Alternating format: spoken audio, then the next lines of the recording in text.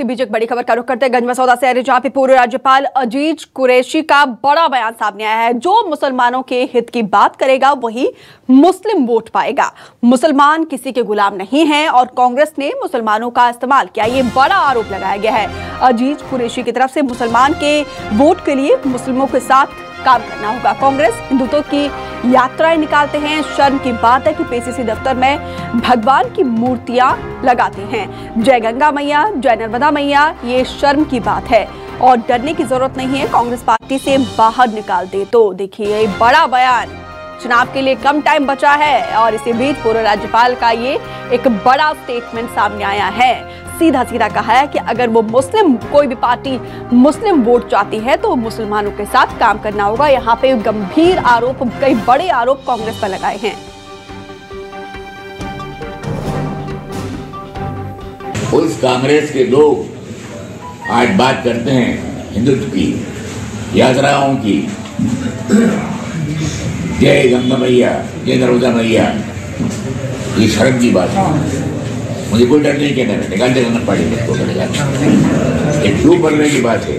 नेहरू के वारिस कांग्रेस के लोग आज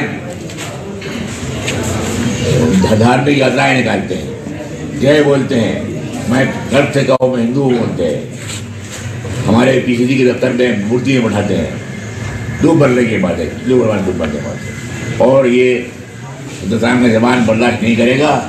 यहाँ भूख, बेरोजगारी, बीमारी, पकागरस्ती, भैंस कशी, असली लड़ाई उसकी लड़ाई। तो चलिए आपको सीधा भोपाल लिए चलते हैं। सहयोगी शब्बीर अहमद के साथ खुद पूर्व राज्यपाल अजीज कुरैशी बने हुए हैं।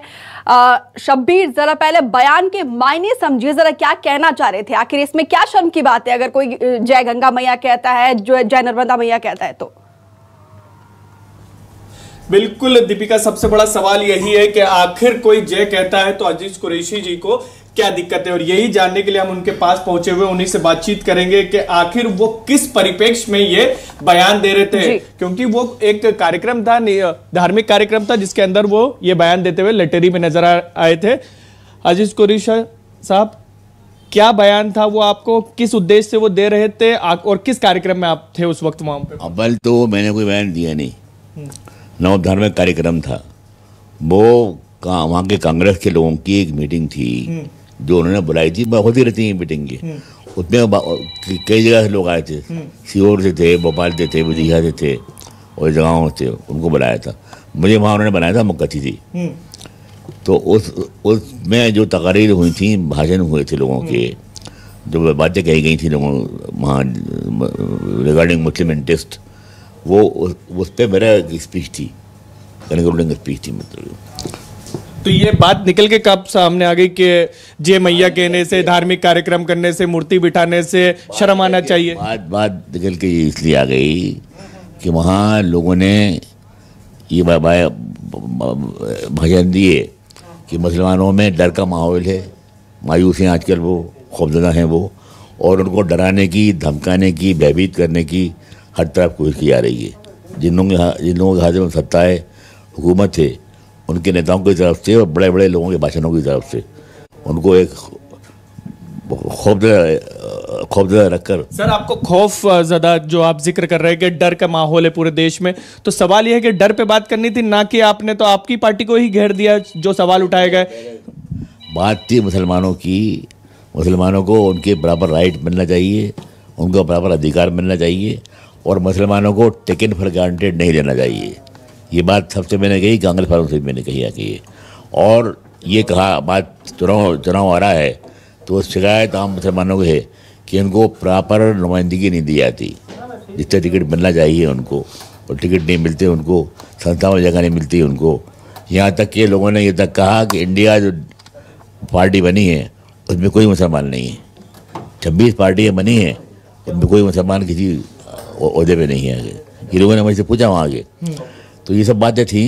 मैं जब बोल रहा था तो मैंने उनसे ये कहा, अपने भाषण में कहा वैसा था कि बयान नहीं है मेरा कोई, बयान का हिस्सा ये था कि मुसलमानों को जहादी कहा जाता है, मुसलमानों को आतंकवादी कहा जाता है, तो मुसलमानों का मज़हब जो है वो सिखाता है कि अगर कहीं लड़ाई भी हो रही हो, वार हो रही हो, और वार के बाद मुस्लिम आर्मी जीत जाए तो जीती हुई आर्मी को हारी हुई आर्मी के साथ वहाँ के बूढ़े, औरतें, बच्चे, खड़ी खेतियाँ, हरे दरख्त, तो आप ये को नुकसान नहीं पहुँचाना चाहिए। मतलब सर आप ये चाहते हैं कि जो धार्मिक कार्यक्रम बहुसंख्यकों के हो रहे हैं कांग्रेस दफ्तर में वो अल्पसंख्यकों की भी होना चाहिए, इसलिए नाराजगी व्यक्त करिए? किसी के नहीं होना चाहिए, किसी के नहीं होना चाहिए। हाँ, कार्यक्रम चाहिए गरीबों के, किसानों के, मजदूरों के, बेकार लोगों के, बेरोजगार लोगों के, और एक नए इनकलाब जो अधूरा है अभी आया नहीं है। लेकिन प्रदेश कांग्रेस कमेटी कह रही है कि अजीज कुरैशी का निजी बयान होगा, हम तो जो कर रहे करते रहेंगे। अब वो कह सकते हैं, ये उनका ये कहना है, मतलब ये वो करते रहेंगे, मुझे करना है, मैं करता रहूँगा, इसमें कौन सी बात है। तो सर इससे तो पार्टी को नुकसान होगा ना 2023? नुकसान नहीं करा पार्टी का। अगर 65 साल एक सच्चा कार्यकर्ता, मैं और कुछ नहीं हूँ, कार्यकर्ता हूँ खाली, मतलब 65 साल कार्यकर्ता होने लेने के बाद अगर मैं नुकसान कर रहा हूँ पार्टी का, तो इसका फैसला जनता करेगी, लोग करेंगे। मेरे पास कुछ नहीं कहने के लिए उसके लिए। सर फिर तो आप तो उस चीज का भी विरोध करेंगे जो धीरेन्द्र शास्त्री जी की कथा कमलनाथ की तरफ से करवाई गई छिंदवाड़ा? बिल्कुल करूँगा। अगर वो कथा उनकी जो है व्यक्तिगत रूप से है, घर में उनके है, तो किसी को राइट नहीं है विरोध करने का, मैं भी विरोध नहीं करूँगा। लेकिन वो कथा अगर उनकी कांग्रेस कार्यालय में है, पीसीसी के दफ्तर में है, कोई मूर्ति की स्थापना है, पीसीसी के दफ्तर में है, जय श्री राम के नारे हैं, पीसीसी के दफ्तर में है, और इस तरह के गप से कहो हम हिंदू हैं, पार्टी कार्यालय में, उनका मैं सख्त विरोध करूंगा। किसी को राइट नहीं है, पार्टी जागीर नहीं है किसी व्यक्ति की है, किसी मजहब की। सर आपने जो बयान दिया, बीजेपी को एक मौका मिल गया, वो कह रहे यही तो तुष्टिकरण की राजनीति कांग्रेस की। एक तरफ राम जी का विरोध करते हैं मंदिर का, दूसरी तरफ राम सेतु का तोड़ने की बात करते हैं, और आप इस बयान। राम के मंदिर किसने विरोध किया? हिंदुस्तान का कोई मुसलमान एक नहीं मिलेगा, बता दिया मुझे, जिसने राम मंदिर बनाने का विरोध किया। ठीक है शब्बीर, सवाल ये था कि कहीं ना कहीं यहाँ पे कॉन्ट्राडिक्शन साफ तौर पर अजीज कुरैशी के बयान में निकल कर सामने आ रहा है, उसके करीब की और देखना होगा कि इस बयान के बाद क्या एक्शन आला कमान की तरफ से लिया जा सकता है। फिलहाल विस्तार से बातचीत करने के लिए तस्वीरें